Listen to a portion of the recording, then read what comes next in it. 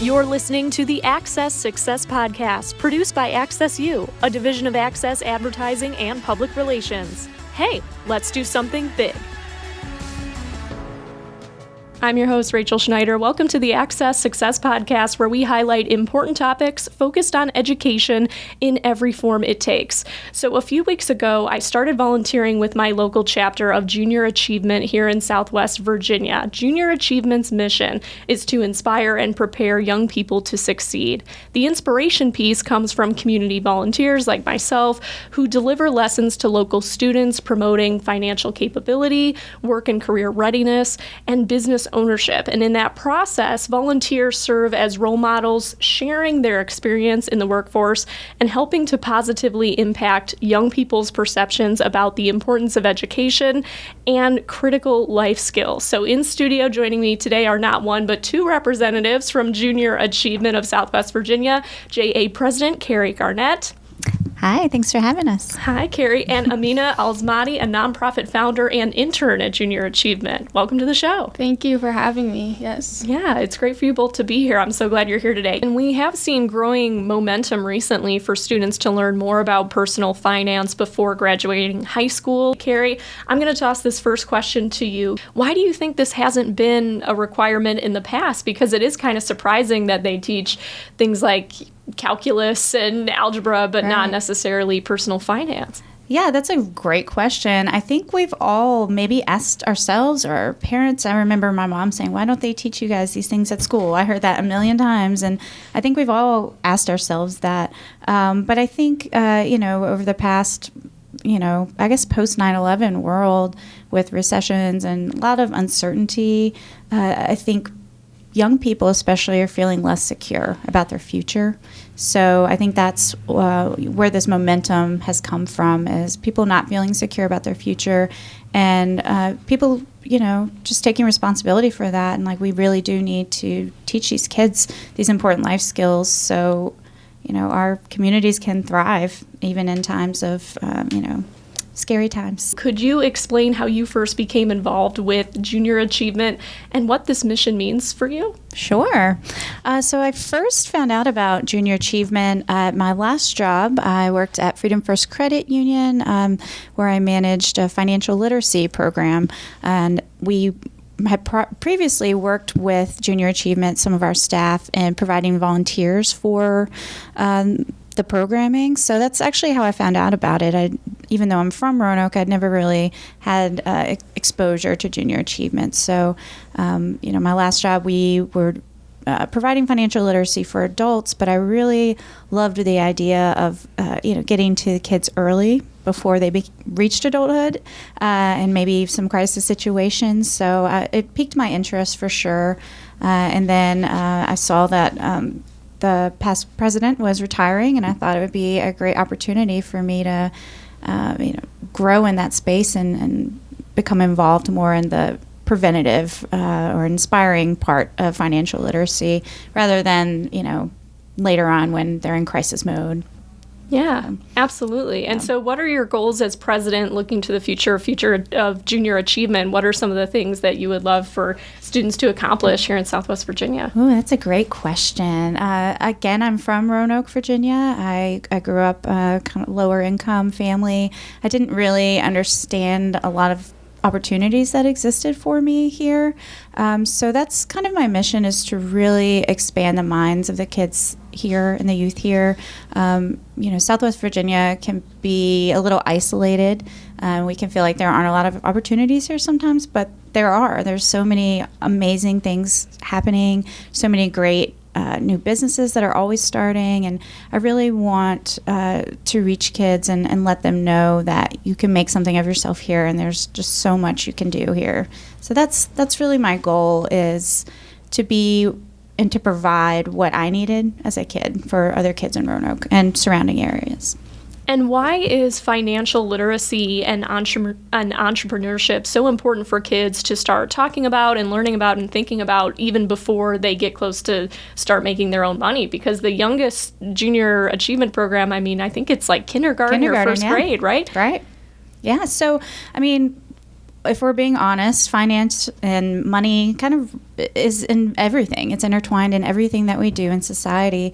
And a lot of times, kids just aren't connected to where they are in the community or what purpose they serve, or, where they can find footing in their own community. So that's a lot of what we do intertwined with the financial literacy.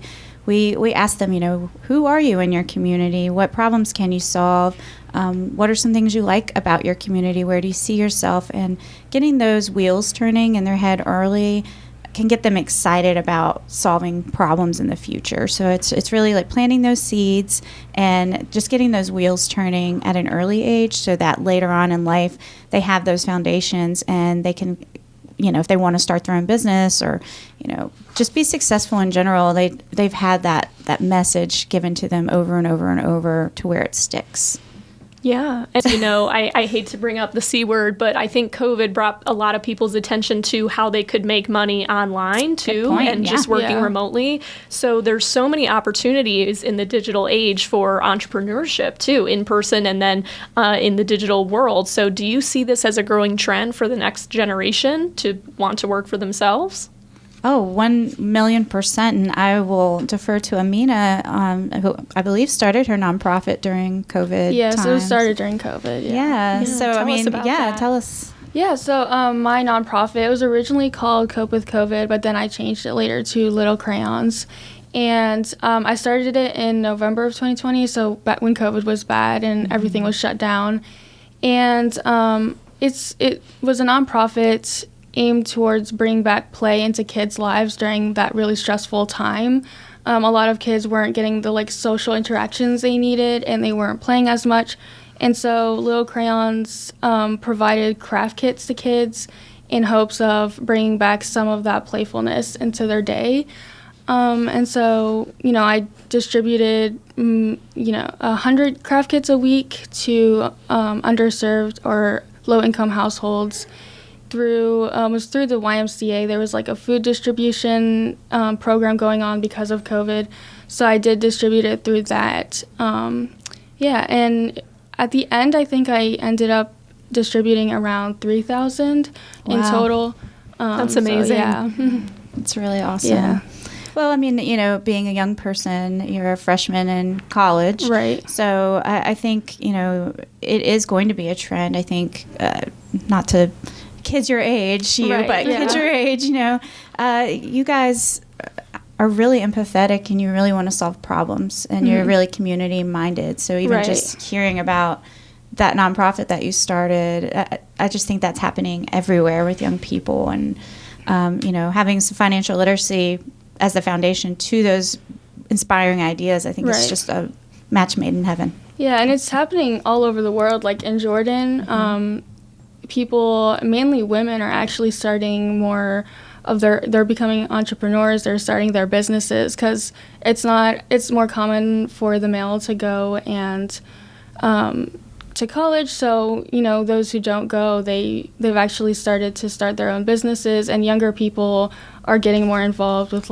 online and doing a lot of stuff online and just doing simple interactions and kind of in the beginnings of starting their business. So, yeah. Yeah, that's awesome. That's a great point. Yeah, it's also, I think technology has made that information and initiative a little bit more accessible to people if they have that available. So that's a great point. Exactly. Yeah, well, congratulations on the success of that nonprofit. I mean, that's a wonderful cause, and, we're so happy that you were able to do that. Can you tell us a little bit about what helped you bringing your idea to life? When you knew that was something you wanted to do, what were some of the skills and entrepreneurship assets that came into the fold for you and things that maybe you had to figure out? Right. I think the main thing, honestly, was my mom. She kind of helped me brainstorm ideas and come up with different ways that it could grow. So in the beginning, I was just kind of giving it away to kids in my neighborhood and in my community that I was close with. And then later on, she came up with the idea of partnering with YMCA. I also used a lot of resources in my high school. I gathered volunteers from the National Honor Society because they have to complete a certain amount of service hours. So I did recruit volunteers from there, and we were able to work on the craft kits together. So I think, just my support system and just different things that my school offered really helped me with starting the nonprofit and getting as many craft kits out to kids as I could. I think that's helped the most. Yeah, that's great that you were able to utilize those resources and then rope people in to help too, because I'm sure it was not only, a requirement for people, but with a cause like that, how can you not want to make craft kits? Exactly. Yes. Yeah, that's awesome. So, as an agency, our team here at Access U knows that branding and marketing is also a huge part if you're starting a business, and it can make a big difference in your business's performance. So, Carrie, I'm curious, because I know we touched on this a little bit when we've talked before, but how does JA touch on strategies there for students when it comes to branding their businesses, or even, at the high school level, you kind of have to start branding yourself for jobs? Right, and that's exactly what we teach them, that you are the brand. Yeah, and I feel like it's wonderful that, the younger generation, Gen X, or not Gen X, Gen Z, they're so global. They can talk to anyone in the world and see what's going on. It's awesome. But there's also a lot that comes with that in terms of, how you put yourself out there. And we definitely build that into our curriculum. Just, messaging is really important. And that messaging happens every day in your everyday life, not just on your website that you build or whatever. It starts, at home and your friends and your network and all of that.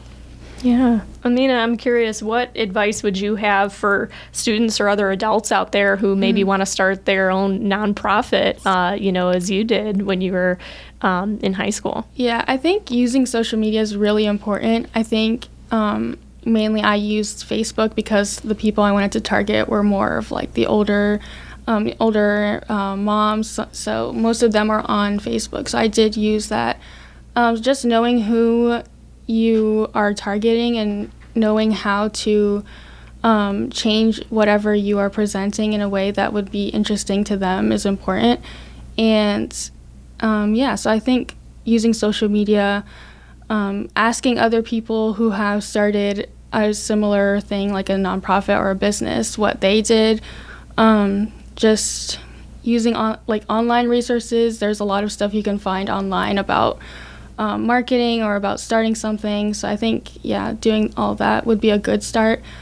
And it's just trial and error. It's just like figuring out what works and what doesn't work. And you can't do that if you aren't trying in the first place.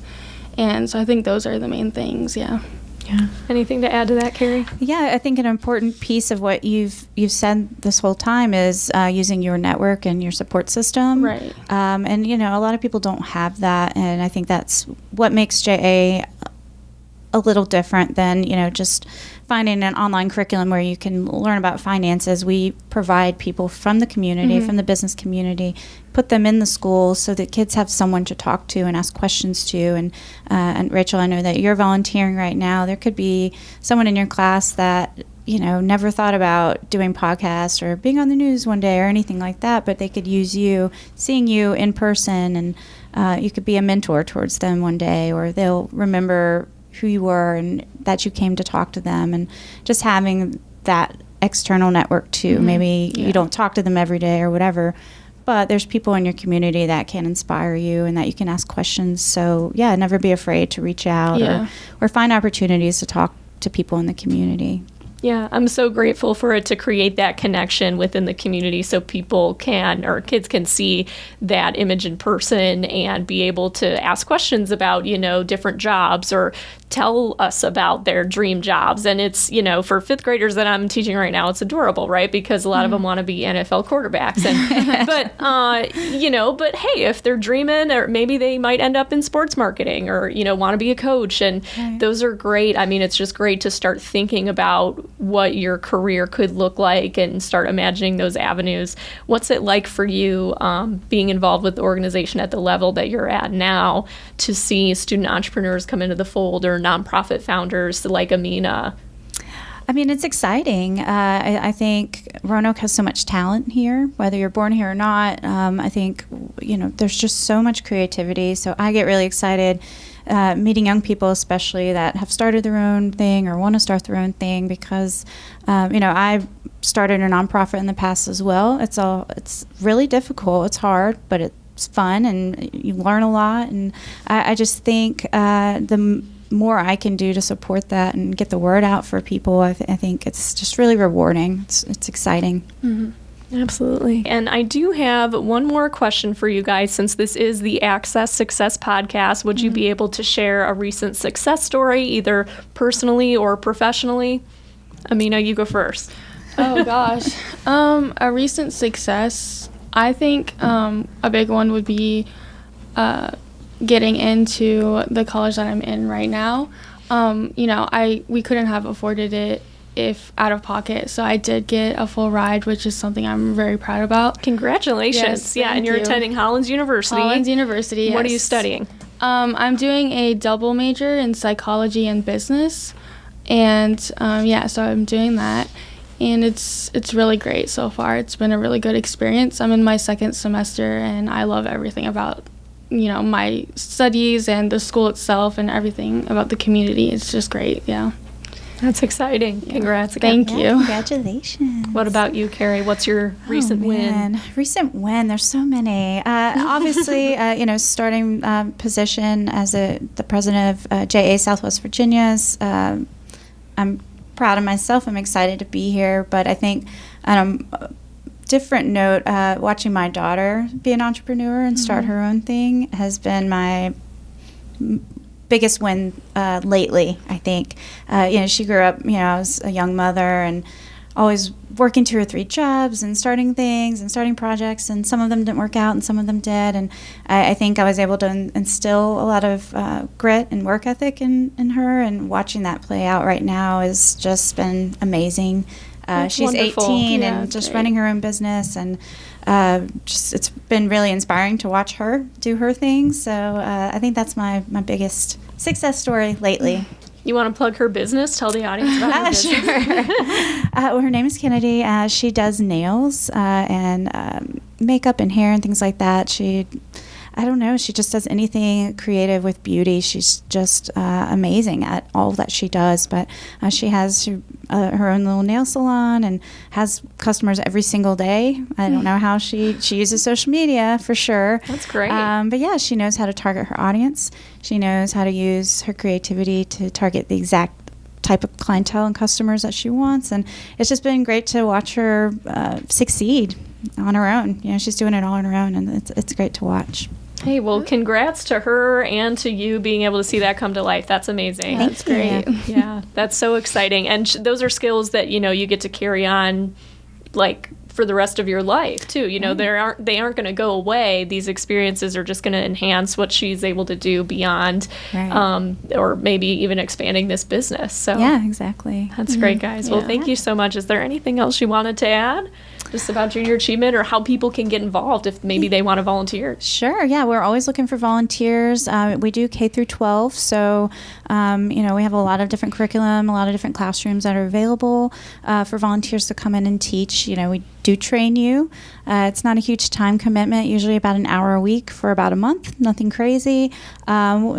We would love to have more people in the community, in the business community especially, come in just to be that face in front of the kids that they can touch and see, like, this person's in my community and they're successful and they care enough about me to come in and let me share my dreams with them. So we're always looking for more volunteers. So if you're interested, you can visit our website. It's JASWVA, like Southwest Virginia.org, and there's lots of resources on there and ways you can sign up. Perfect. And we'll include those links in the description of the episode. Thank you guys both again for being here. It's been great having you today. And again, for those watching or listening, thank you for tuning into the Access Success Podcast, and we'll see you next week. Thanks for listening to the Access Success Podcast, produced by Access U, a division of Access Advertising and Public Relations. Find us on LinkedIn, Facebook, and Instagram to keep up with what the world of education needs to hear, at Access U Agency, and connect with us at accessu.com. Let's do something big.